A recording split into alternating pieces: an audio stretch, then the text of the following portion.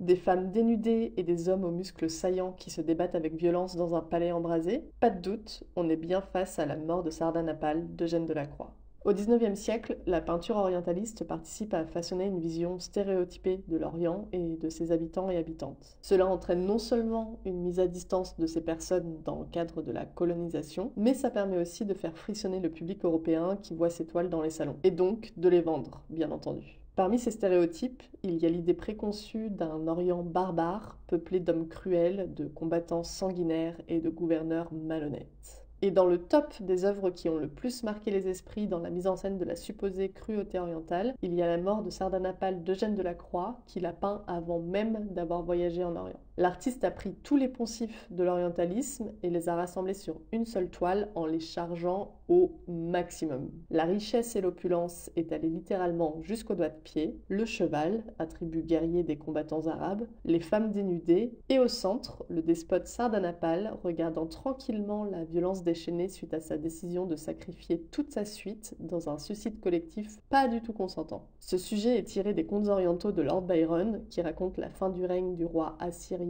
Sardanapale, donc une source complètement occidentale, que Delacroix enrichit en créant tout un univers fictif où cohabitent la mort et la volupté, et où le pouvoir masculin a le droit de vie ou de mort sur les femmes et les animaux. On est clairement face à une fantaisie mise à distance par l'orientalisation. Et si vous voulez en savoir plus sur l'orientalisme, ce mouvement artistique du XIXe siècle qui a dépeint un Orient idéalisé par l'Occident, sur ses liens avec les mouvements coloniaux et sur ses conséquences sur notre imaginaire d'aujourd'hui, j'ai sorti une vidéo sur YouTube qui introduit ces différents enjeux, et c'est la première d'une saison entière consacrée à l'orientalisme, et il y a plus de contenu sur ce sujet qui sortira dans les prochaines semaines.